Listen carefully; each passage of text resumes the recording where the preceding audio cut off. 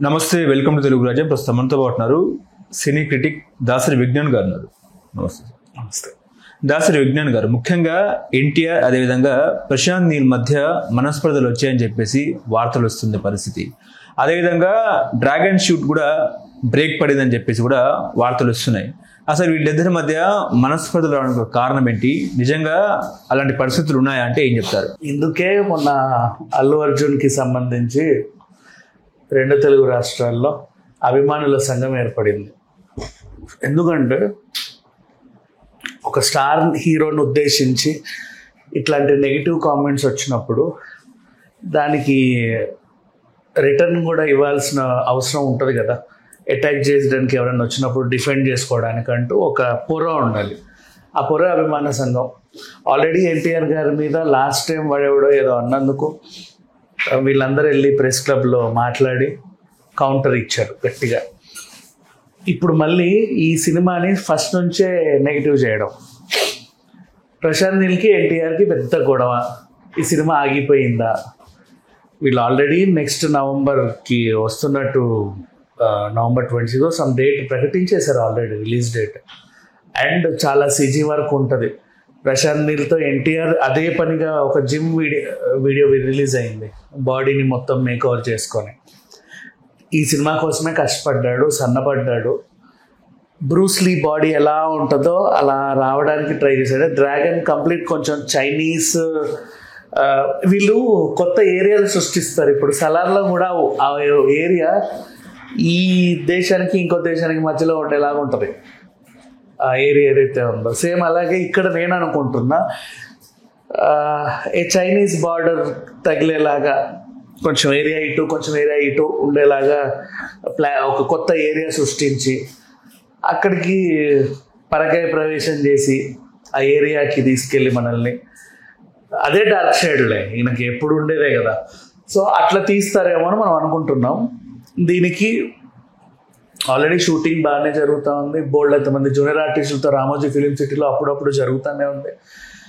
ఏదైనా సినిమా ఆగిపోయిందట అనే వార్తలు వచ్చే ముందు ఒకసారి వెళ్ళి చాలా సింపుల్ జూనియర్ ఆర్టిస్ట్ యూనియన్ ఉంటుందిగా ఇంద్రనగర్ గడ్డ పైన కనుక్కోండి, last Prashanth Neel dragon shooting ఎప్పుడు చేశారు అని. మొన్నే వెళ్ళొచ్చామన్నా అంటారు. మరి ఇప్పుడు ఎందుకు వెళ్ళలేదంటే ఆ షెడ్యూల్ అయిపోయింది. నెక్స్ట్ షెడ్యూల్ ఇంకో రోజు ఉంటుంది. ఒక షెడ్యూల్ అయిపోయి ఇంకో షెడ్యూల్ మధ్యలో ఈ పుకార్లన్నీ పుట్టిస్తారన్నమాట. ఈ సినిమా ఆగిపోయిందేమో అని అనుకోవాలి. సగం negative shade. Next post phone అయిపోతుంది. ఇప్పట్లో రిలీజ్ ఉండదు. సినిమా నుంచి మ్యూజిక్ డైరెక్టర్ తప్పుకున్నాడంట, లేకపోతే కెమెరామెన్ తప్పుకున్నాడంట, అసలు ప్రొడ్యూసరే తప్పుకున్నాడంట. ఇట్లాంటి పిచ్చి పిచ్చి న్యూస్లన్నీ రాస్తారు. అంటే ఏమో అదేమో ఆనందమో తెలియదు. సో అట్లాంటి వాళ్ళకి కౌంటర్ ఇవ్వడానికంటూ కనీసం ఒక టీం అని ప్రతిదానికి ఎన్టీఆర్ ఆన్సర్ చేయలేడు, ప్రశాంత్ నీల్ ఆన్సర్ చేయలేడు. లేదు మా ఇద్దరి మధ్యలో గొడవలను వాళ్ళు చెప్పాల్సిన అవసరం కూడా లేదు. వై? బికాస్ వీళ్ళకి అటెన్షన్ ఇచ్చినట్టు ఉంటుంది ప్రతి చిన్న విషయాన్ని. వాడు ఎవడో ఆకు ఒక్కగా రాశాడు కదా అని చెప్పి అందరూ ఊకదంపుడు వార్తలు వేసేసారు. మహామహా సైట్స్ కూడా రాశాయి, పెద్ద పెద్ద సైట్లు కూడా రాశాయి. అంతా ఇది హాఫ్ నాలెడ్జ్తో మిడిమిడి జ్ఞానంతో రాసినటువంటి ఆర్టికల్ ఇది. యాక్చువల్లీ వాళ్ళిద్దరి మధ్యలో ఏం కూడా లేదు, చాలా బ్రహ్మాండంగా ఉన్నారు, హ్యాపీగా ఉన్నారు. ప్రశాంత్ నీల్, రిషబ్ శెట్టి, జూనియర్ ఎన్టీఆర్. అంటే ఎందుకు రిషబ్ శెట్టి పేరు తెచ్చంటే కన్నడ వాళ్ళతో ఎన్టీఆర్కి చాలా దగ్గర సంబంధం ఉంది. వాళ్ళ అమ్మకి సంబంధించిన మూలాలు కూడా అక్కడ ఉన్నాయి. మంచి ఫ్రెండ్షిప్. చాలా కాలం తర్వాత ఒక మంచి డైరెక్టర్తో ఎన్టీఆర్ వస్తున్నాడు. ఈ సినిమా దేవర కంటే నెక్స్ట్ లెవెల్లో ఉంటుంది.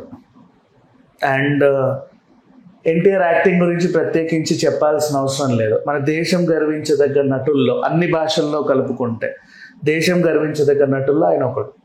సో ఈ సినిమా ఖచ్చితంగా ఉంటుంది. వీళ్ళ మధ్యలో గొడవలు ఏం లేవు. ఎవడెవడు ఎందుకు రాస్తున్నాడో తెలియదు.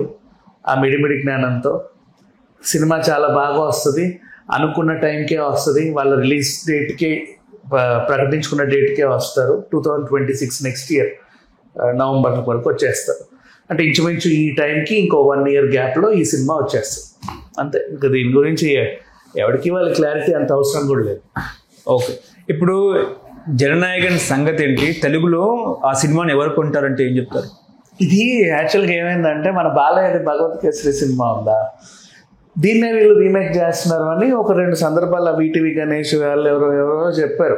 మరి అది నేను నిజమో కాదో తెలియదు. కాకపోతే ఏంటంటే అందరికీ తెలిసినటువంటి సిచ్యువేషన్, ఈయన రాజకీయ ప్రవేశం చేసిన తర్వాత ఇది లాస్ట్ సినిమా.